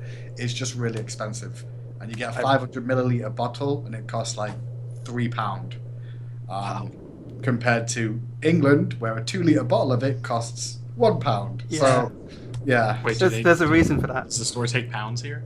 No, I just converted it for the European audiences to a real one. So what is that? A real currency. What is that? £3 is about $6. $6. I think it's probably close to $5, isn't it? I mean, Is it always double? It's about. I always double it. It's safer to double it because they always have tips and VAT and tax on it as well. yeah. Funny story. If you go to America, whatever it says it is the price of in a freaking shop, it's not, because they don't include tax on it. And you get to the register with your $1 to pay for your $1 thing, and it's like $1.06, and you're like, sorry, oh, what the hell? You can't go anywhere. Tax is ridiculous in this country. It's weird as well because in each state it's different taxes, isn't it? Because I was in Nevada and the taxing was like 18%. I then went to Arizona and the taxing was 20%, and then I went to California and the taxing was 10%. It's so difficult to keep track of it, but Pretty much it. That's There you pretty go. much the truth. um, But yeah, Iron Brew is the one thing I miss the most. there you go. So there you go. Good luck getting that through security. All right. And we do have a final question here on our list, at least, from Bright, and that is, what sort of prep do you do each week before the SPL matches? Well, you can do your version of your day first, I guess. Yes, so prep for SPL matches. So basically, start of the week, basically take a look at what matches there are. Make sure that the players have checked in their rosters for the week, and see if there's any changes there, such as Barracuda's off this week and someone else is going to take his spot. So we go through that, kind of email the players, make sure they know what times their games are. And then from an admin perspective, really preparing for SPL matches is really just helping the casters out as much as possible with storylines, creating content, making sure they're set up on the information such as subs and things like that. So it's really working together a lot to prepare for the SPL matches for the broadcast. On the caster side of things, it's kind of wait for them to do their job. They'll tell us information about players not coming in or players subbing in. Then we have to research the sub in case we don't know about them or we've not known much about where they've been just lately. Find out what they've been up to, what roles they normally play, their favourite gods. Then it's look back at the past match history of these two teams facing off against each other. Then it's looked at the last few weeks of gameplay of what they've actually picked and banned consistently. Is there any patterns involved in that? Is there any gods that they always ban? Is there any gods that they always pick? Is there anything to do with the Research. picks and bans that's weird? Yeah, research is the clearest word for it. But we sit there a long time and go through every single little detail that we can. And sometimes you don't get to say them on air because the game's too exciting or there's just not the right opportunity to bring in the information. So you do a lot of research and sometimes you don't say any of it ever. And that's the most frustrating thing. There you go. That's a lot of And then that's after actually a that, lot. you cast the games, get off air, and then input all that information from that game into your documents for the next week. And then do it all again. So a lot of people don't realise just how much prep work goes into this sort of thing, either from the admin side or the casting side. And there's a lot of data that you go through each week, isn't there? So Yeah. it's On average, if it's a normal week, you'll cast about 10 hours on a normal week, and that's like sharing between all amongst the casters. If we've got casters off and staff missing, then it'll probably go up to 20 hours or something like that potentially. But you're talking 10 hours of casting a week. But then for every 10 hours that you do, you're probably doing 2 hours of research at minimum for each of those hours, to make sure you've got the right sort of stuff behind you. Because then you've also got to keep up to date on, is a new god released? oh God, what's his abilities? Because I've not had a chance to play the game this week since he got released. Since he's been released, I've not had a chance to play him that much or played him at all.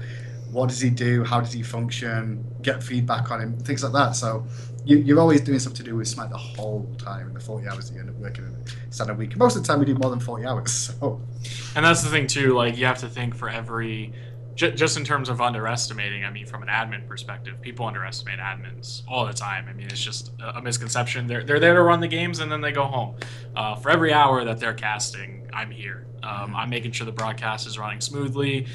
There's no issues on the Twitch end and things like that. But I mean, also we're not numb and dull to the idea that sometimes the broadcast screws up. Like sometimes it has dropped this season this split during the SPL. So I'm there. I got to try and figure out what's going on, communicate with production a lot, and run the games that way. So it's definitely a lot more goes into it prep time than people think. I mean, casters probably do whatever casters do. Admins are generally around double the length of time for different reasons. So the admins generally put a lot more work in and get less as a reward than what a caster does. But the one thing they don't have to do is sit there and have unneeded knowledge in their head about random stats of a god. And, what rotation's good and what rotation's bad, that sort of thing.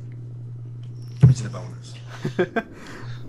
And we've got one final question for you here, which wasn't on our notes, which you forgot about. My apologies. We've got a question from Go On Kaz, and I'm pretty sure we already know this about you, Hindu, but what is your favourite god? You can ask you. Mine is Rom. Like 100%. Which is weird because if you look at my masteries, he's not even diamond yet. I've been grinding him to diamond for a while, but I destroy everyone. Favorite god hands down. Mine generally just guardians in general. Like I don't think there's a guardian I hate the most. I mean, Kumbhakarn is on the list. Everyone remembers Kumbha because he was my first diamond. But then there's also like Ymir, Bacchus, like. The big guys generally do good work, and I enjoy being a little shit. That's the best thing about being a guardian, is being unkillable, and then also doing the big plays where you don't get any credit for it. Oh, I wouldn't say unkillable. I mean, I did beat you. That was when I was Hunter, and I had F-Dot on my team. Oh, you were Hunter. That's right, and F-Dot was support. Yes. No, F-Dot was solo lane and feeding all day. Oh, that's right. Yeah. I don't think he fed as much as DM. I think we all remember that video. Yeah. I remember that Hi-Rez vs Pros game like it was yesterday. The focus. What was that? Was that 23 deaths in 16 minutes or something? Yep. Doesn't matter. I got the Fire Giant. That's all I'm saying. Yeah. Got MVP for the game. All European. They got MVP at that LAN. Just saying. There you go. There we go. Okay.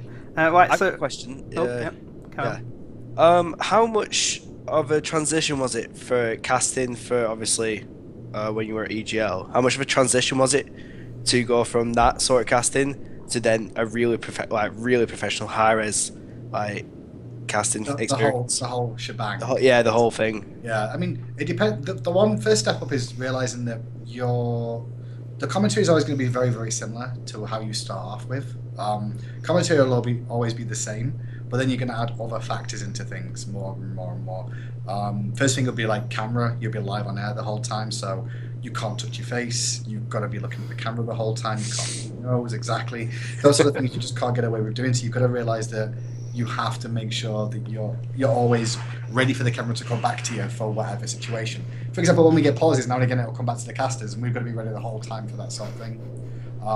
That's the first step. The next step is you're also going to have somebody in your ear talking to you the whole time to do with the game. So you have to listen to your co-caster, make it a conversation at the same time as listen to another dude that's telling you stuff that's going on that you need to know as well. For example, they'll be letting us know to raise our microphone or speak louder or adjust the way we're sat in the chair, or giving us tidbits of information about the game, about Weekend's only just done 667 of damage or something like that. Like, those sort of tidbits come through our ear all the time, so you've got to get used to the next level of casting where production's talking to you the whole time, you listen to a co-caster, then you've got to think of what you're going to say at the same time, as well as listen to that person in your headset who's still talking while you're actually speaking at the same time. So it's a bigger transition than base, but if you can get the casting side down and you know what you're going to say anyway and it's natural, then that other stuff kind of falls into place. Because the base of it is just work on your own commentary, and everything else kind of falls in because your commentary's the one thing that you can always rely on. Then you've just got to like be able to take to it like a duck like water, and then everything else will fall in place with it, pretty much. But it's a step up, yeah, but it's not as big as a lot of people may think it is. The first time it is, you shit yourself, because I did too. So I've been there. Both the first time I casted with Dry Bear live on the first time I ever casted, Smite professionally, and then World Championships. Jesus Christ, I was scared senseless that first game. So that's a bit expected, isn't it? With that sort of jump, you expect that sort of the nerves to kick in. I think anyone who goes over without any nerves may be a little bit too overconfident. Yeah. Well, the funniest thing is, from all the casters, whenever a caster thinks they've had a bad cast, you normally get the best feedback. That's the funny thing. As in the most positive feedback ever. Whenever I think I've had a really bad cast, people always come back and go, that was a really good cast. And I'm like, was it? I thought it was shit. And the days you come off and you go, that was a good cast, is when you get a Reddit thread calling you biased. So, yeah. What do? Okay then, so as we've taken a lot of Hinduman and Cooper's time at this point for the show, we're approaching the 2 hour mark actually, so I think it's best that we wrap up at this point. Thank you all very much for tuning in. Our guests have been Hi-Rez Cooper and Hinduman. Would you like to give us some details about how we can reach you and what PO box to send Iron Brew to? Don't message me. No, send me any questions that you want. It's Twitter is at HiRez Cooper, and that's really the only place. All the information can be found on that Twitter. So find me at HiRez Hinduman or on your screen on Smite game most of the time. Don't have a PO box. Don't worry about it. It's fine. I'm used to not having the life luxuries of the UK that much. But it was a pleasure being on. Thanks for having us. Yeah, thanks guys. Thanks. So we've also had on this show, we've had a KingToad sitting in the corner there. Is he still here? I think he's lagging. So you can find him on Twitter. Who cares? We've also had Ozboz. No, you can find KingToad on Twitter or on @KingToad, if I remember correctly. Acting KingToad 1, just to be remarkably awkward. There you go. He is also on Twitch as KingToad, if I remember correctly. We've also had Ozboz on this show. Hello. Do you wanna sell yourself before we cut you off? Yeah, it's Twitter is Ozboz and same with Twitch. And that's pretty much it for now. We've had also on our production, keeping everything running as best you can. We've had AlphaJackal on production. Would you like to show yourself a bit, sir? Hi, my name's AlphaJackal. You're on my Twitch right now. Why don't you give me a follow? Really helps me out. You can also follow me on Twitter. Link is down below. It's at AlphaJackal if you are listening to this later on. Yeah, that's gonna be that. Unfortunately, we could have sushi. Yep. Before we go, got a little announcement for you because it just came through the pipeline right now. Ooh. But Paladin's closed beta is going to be live 17th of this month. So 7 days time. Not 7 days time. 17th of November, I should say. Which is the exact same day the Super Regionals start. Is this breaking news? Is this exclusive? Yeah, this is breaking news. This is breaking news. Now, like, wow. Ooh! Wow. So you got brand spanking breaking news. Paladins will be out in closed beta Tuesday, November 17th. So get lucky for those keys, boys and girls. I want some God. I never knew I never thought we'd be at the forefront of breaking news from Hi-Rez. But when you have Hi-Rez members on the show and they were just closing out and they're checking their phones and stuff like, oh, emails. Bosses have tweeted. So there you go. Paladin's beta is available on the 17th of November. So go check that out. I think we all will be if we can get some codes. Hint, hint. We quit not say no more. I need some spares myself first. I've only got 7 accounts, so. Wow, okay. He's gonna have 10 accounts to just play by himself. He's just gonna play against himself just to make him feel better. There you go. I've been doing that for weeks. He's an entire team. So weeks just getting my prep in ready, so I can start streaming and be like, yeah. Just wreck everyone. Wreck everyone straight away, like, all the practice. These enemies are moving. This is not how I practiced.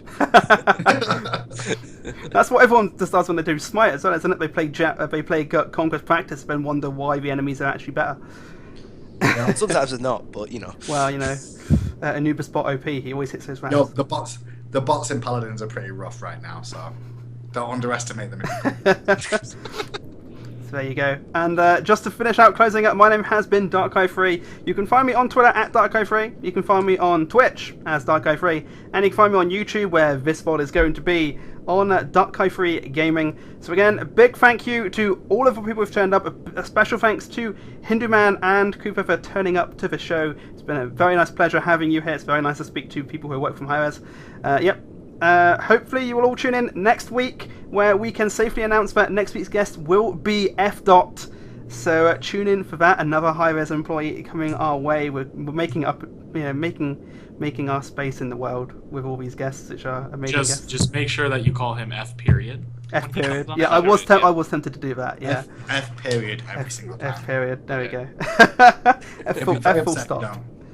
But yeah, that's... He's also from Jersey as well, so make sure you mention that.